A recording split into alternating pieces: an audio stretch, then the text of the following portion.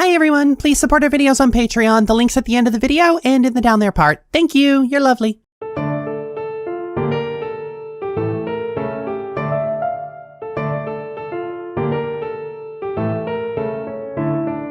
So after my video about Spy Family, which contained more than a few searing hot takes, I was inundated with the same recommendations that follow suit every single time I mention Japanese cartoons within hearing distance of a weeb. My initial response to that was to just talk about the Japanese cartoons I actually liked, but upon starting the list, I realized the list of shows I liked and the shows I watched a significant amount of aren't really that different in length, if we're being honest. So I decided, what if I just ranked every single one of them from worst to best? Let me give a little background before we get started. I'm a kid of the 90s and early 2000s, which means imported cartoons were like half of what I watched, like every other kid. And the thing is, while I very much dislike anime these days, I only fell off of it when I was about 15. Between the ages of 7 and 15, I went down the same rabbit hole as a lot of people. I got wrapped into the internet and heard all the same stupid bullshit opinions weebs have been repeating for eons. The thing is, weebs were ultimately the reason I climbed out of the rabbit hole and never went back.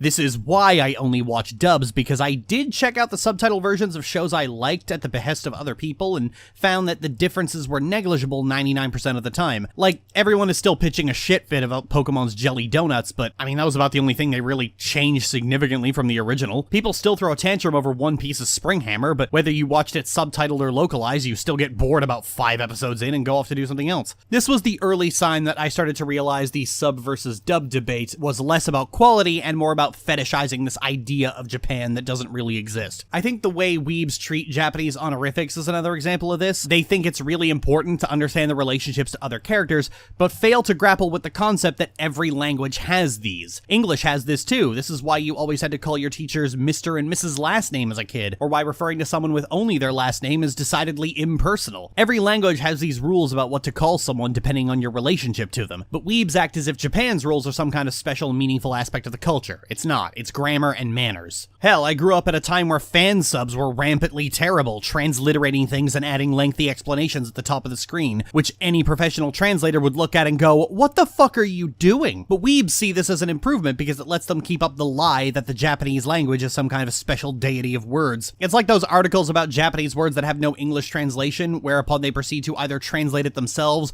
or make it painfully obvious what the actual translation is. But you can't tell weebs that a language was designed to convey thoughts and feelings that are universal. That would break their fantasy that Japan is a real-world Narnia. The point is, I have very real gripes about anime, and the culture around weebs is one of them. It's why I crawled out of that rabbit hole. My refusal to watch cartoons subtitled isn't born out of anything but quality control, because when weebs in my audience run up with their latest softcore porn cartoon about girls being raped by quote-unquote relatable heroes, it's just a lot easier to say, ooh, sorry, it doesn't have a dub, so hands tied, than it is to just get right in their face and say, I don't want your garbage.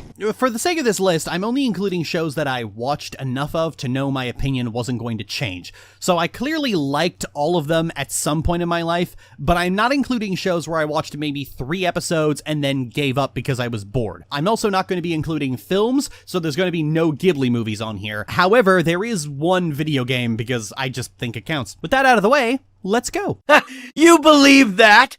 Then you really are naive. I have never been fond of the notion of a sacred cow, especially where LGBTA rep is concerned. There's always been that age-old question of, is bad rep better than no rep, but that notion implies that those are our only 2 options. Revolutionary Girl Utena is one of those 90s gay anime that's treasured by a lot of millennial gays because back in the 90s it was watch this or nothing. But that's always been a false memory. In reality, it was watch this or, you know, Sailor Moon is right there and better at this than we are. It's still considered by many to be a cult classic and is considered mandatory viewing for sapphic anime fans, and I need to make this clear, there is no such thing as mandatory viewing. You watch what you want and don't feel pressured to swallow something just because everyone else thinks it's perfect and above reproach. Now, I did watch this as a child, and I did like it and think fondly of it up until about 6 years ago. Now, if you follow my work, you've probably seen my critique of the way Sylvanas Windrunner is written and the way Sylvana fandom likes to romanticize a version of a relationship where you torment each other and then love miraculously happens. And you've probably seen my criticism of Catcher Dora, which went the same way. Don't you get it?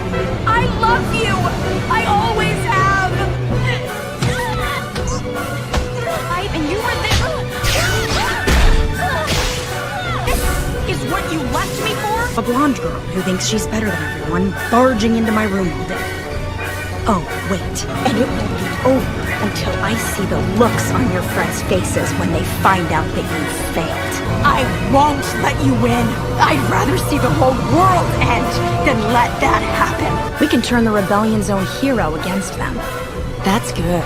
I told you not to come back, but you just love feeling like a hero, don't you? I wonder which of your friends I'll have to annihilate first. I thought punching was supposed to be like the one thing you're good at. Bye, Adora.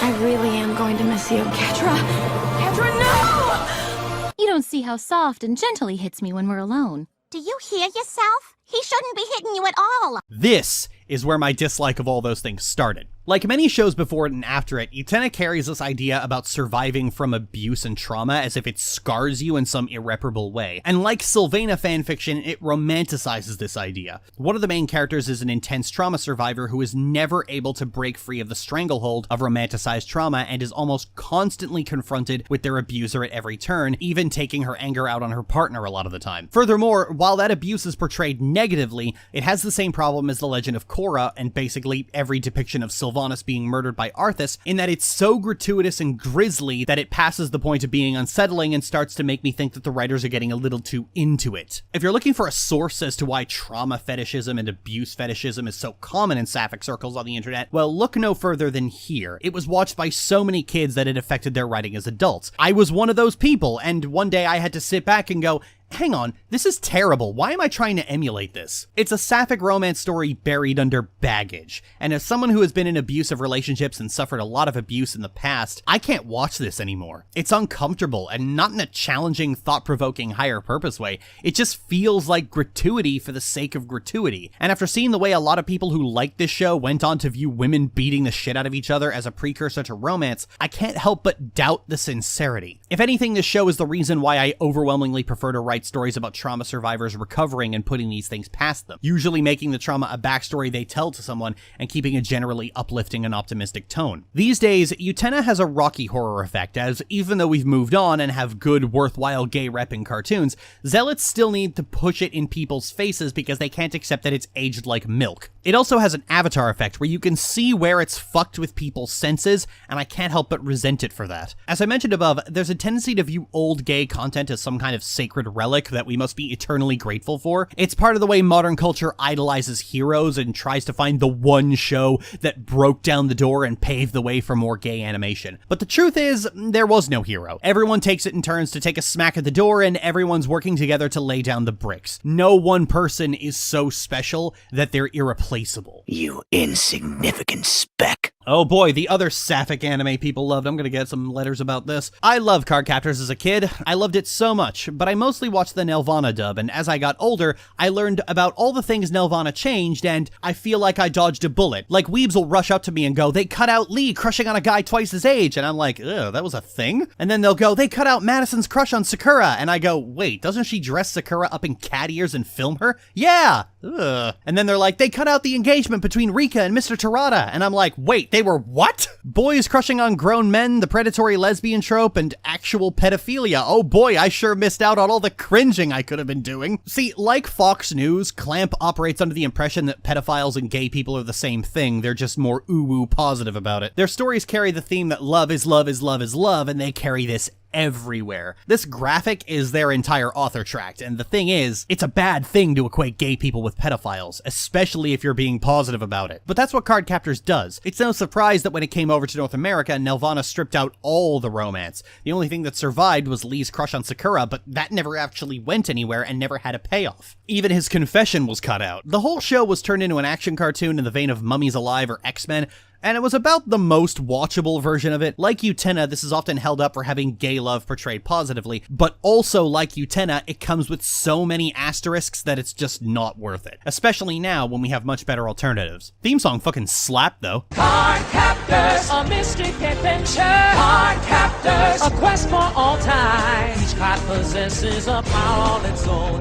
We've got to find them to bring the power home. It's as rich a source of negative emotion as we'll ever find. Okay, so I watched like 2.5 seasons of Digimon, and my feelings on it are very mixed. Objectively, it's terrible. Terribly written, terribly acted, terribly animated, just all around terrible, and I fucking love it for that. You should totally go and watch it. I'm serious. If you haven't, You have to see it. There's a great deal of earnest sincerity about it, and I can't help but find it charming, especially when Kingdom Hearts actors show up to chew on the scenery. The dialogue may be stilted and completely wooden, but it harkens back to a time when this stuff wasn't caked in irony and just owned the fact that they were unbelievably stupid. I guess I feel more fondly about it because I actually miss the days where adventure fantasy cartoons were this earnest and sincere. Yeah, the dialogue is badly written and the animation is even worse, but you know what? Metal Greymon gets to have his titty cannons and no one feels the need to sarcastically roll their eyes at it. Sure, Anjoumamon's design is cravenly perv-pandering, but I can't recall any moment where she was sexually assaulted by the camera either. Maybe that was just too expensive. I think it's worth a rewatch for anyone, honestly, if only for the titty cannons. My heart is made of just one thing. You know, I did quite like this show at first. It was an interesting take on the whole magic school thing. This eager young woman gets thrown right into the middle of a global aristocracy and finds that she's completely inept at magic. It's a good baseline for a character-focused show, and most of the episodes are indeed extremely funny. I still maintain that Sleeping Susie is the best episode of any cartoon I've ever seen. I love it so much and highlights how funny the writers can be if they want to be. But Trigger just had to do a Trigger and pretend that they can make action work while being floatier than Dream Drop Distance, and the last half of the show is just absolute piss swill. It's like eating a lovely piece of cheesecake and then biting into a dead wasp that was hidden in the middle of it. I'm not being hyperbolic, I think the latter half of this show is absolute fucking garbage. Everything after Samhain magic isn't worth anyone's time unless you're the kind of weirdo who thinks boring half-villains are the height of fiction. And if you are, I mean, I hold no hard feelings against you. Demographically speaking, you're 13. What a strange place to slither off to. On reflection, I think Dead Middle was the best place to put Pokémon. It's been going on for over 20 years and has about as many episodes as One Piece, but unlike One Piece, it's actually watchable and soft resets every few seasons so you can jump in whenever you want. I feel like that was always Pokemon's strong suit. Like, the writers never considered that there would be an army of weebs still watching it today, and even though they now know old fans are still around, they don't write the show specifically for them. I stopped watching Pokemon around Battle Frontier when the voices changed and was never really able to accept the new voices. They try to sound like the old ones, but the end result is just this uncanny valley effect. The show also lost a lot of its bite as time went on, originally having a very 90s comedy charm to it and feeling more sterile as time went on, especially with the way Ash was characterized. That's not a criticism, but it did eventually evolve into something that just wasn't for me, and I was more than happy to leave it behind. I'm told that the Sun and Moon arcs are very good, and I'm glad about that, but at the same time I've never felt compelled to go and actually watch it.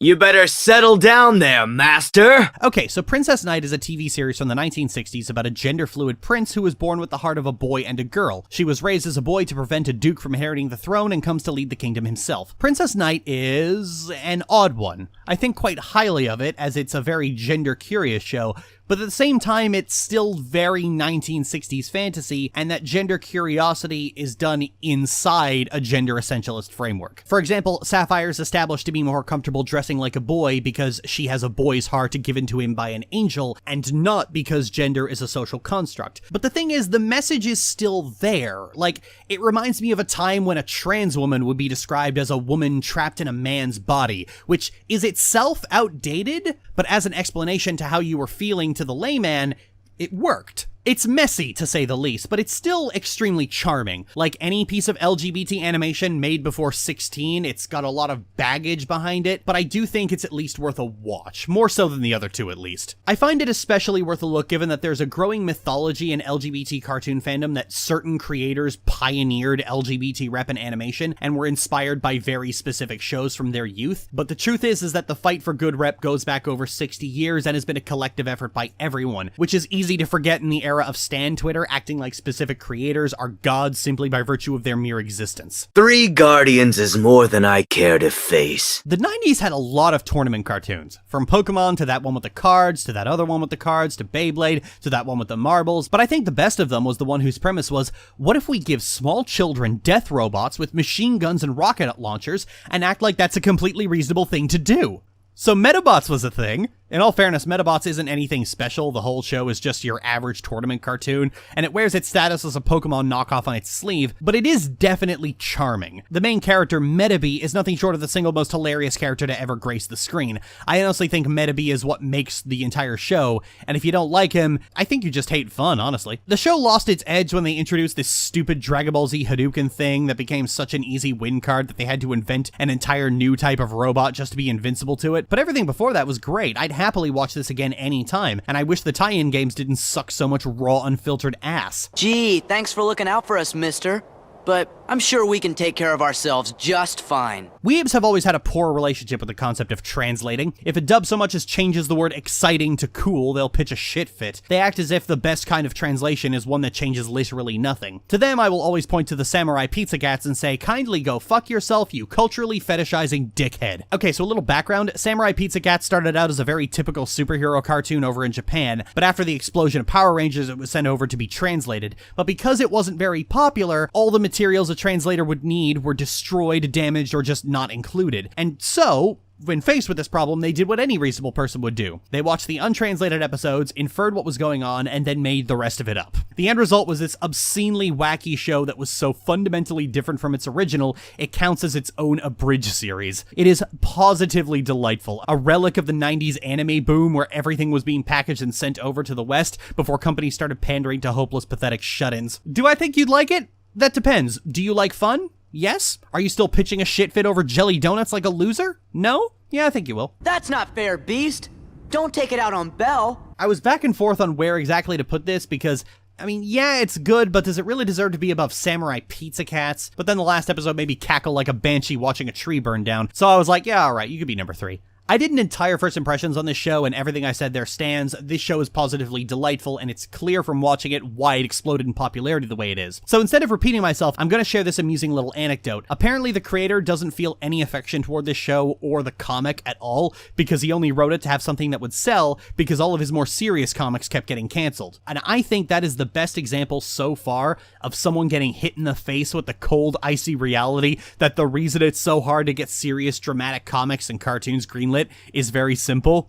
Nobody fucking wants that shit. It is a reality that hardcore cartoon fandom has had a hard time accepting for quite some time. Anyone from the organization who'd like to be next? Lily, that's a video game. Yeah, but it still has a linear plot, and the world structure makes it feel episodic like a TV series, and frankly, I think I should be able to include it. Honestly, the sheer deluge of adventure fantasy cartoons from both the West and the East could probably learn something from it. Kingdom Hearts' story is fucking stupid. It's completely absurd at times, but I don't say that as a criticism, because one thing Kingdom Hearts has always done well is own it. I don't like it when stories are quote-unquote wacky, because they almost always devolve into ironic self-parody, which is just being stupid while sarcastically rolling your eyes, which some people seem to think is the height of comedy, but always struck me as very insincere. Like the writer realized he was letting himself get too vulnerable and needed to nervously laugh it off. You know, kind of like when you ask your lover to choke you and they look at you like you've grown a second head, and so you backpedal by saying you were only kidding, and they should totally see the look on their face right now. But deep down, you both know, and that energy's never leaving the room no matter how much you laugh it off. Lily, this is getting weird. Yeah, I know, I'm only kidding. You should totally see your face right now. The thing is that Tetsuya Nomura has never known an ounce of cringe in his life and puts his whole pussy into everything. He's the man who will write a tear-jerking scene with Mickey Mouse and the Muppet Babies version of Sephiroth and will not only be totally into it, but knows that you will be into it too. Have you ever cried over Goofy? You're fucking gonna. There's a great deal of vulnerability on display, and that almost everything that goes into the story is something Nomura was extremely enthusiastic about. Hell, he chose to do Kingdom Hearts 4 over Virum Rex entirely because he was worried about Sora, who he snapped in the last game. Just... aww. And it's not just the sincerity. I truly believe that Kingdom Hearts has an extremely gripping story. It wouldn't have succeeded with its console ADD otherwise. And I think a lot of people are seriously sleeping on it and just letting the rather undeserved meme of it being incomprehensible warp their perceptions. Aw, come on, Riku. You've been hanging out in darkness too long. You gotta try and think positive. Of course I was going to put Hamtaro at number 1. It's still the best cartoon to come out of the East. No, I don't care what edgy, drama-mongering bull honky you have to offer. There are hamsters in this one. Does your favorite show have hamsters in it? No. Sit down. Hamtaro is lovely. The hamsters have formed their own underground society, and they speak in a hamster slang. And every episode is just about them being friends and having dumb little hamster misunderstandings. It's like if somebody took Craig of the Creek and made it even cuter. Also, the theme song is frigging adorable. Laura's gone to school, let's go to our Ham Clubhouse. We can fix their troubles, just be quiet as a mouse. Watch out for those cats, you know they're smarter than you think. But if we work together, we can make their plan sink. Woo! Ham Hoppers, let's start the show. Join the team, come on, let's go. Little hamsters, big adventures. Hamtaro. He's his cage when Laura's away. The Ham and friends all want to play, but someone needs our help today. Hamtaro. And They had 2 entire games that captured the vibe of the show perfectly. It's just the coziest damn show in the entire fudging universe. It's so cozy and so pure and just so delightful that I can't even summon the energy to swear around these adorable little gremlins. Look at their little faces! Hamtaro just perfectly captures the energy of Sora years before Sora was even a glint in Nomura's eye. This show is everything you imagine was going on when your pets were playing outside, and I think that's a wonderful thing. Hamtaro is the premier cartoon, and any show falling short of that just means they didn't quite reach perfection. Well, that's gonna do it for this video. I hope you all had a wonderful time, and if you're upset that I didn't include Busboy Sock Hop or whatever it was you were out to get angry about, then that's okay. You can go, and I'll just be right over here being better than you.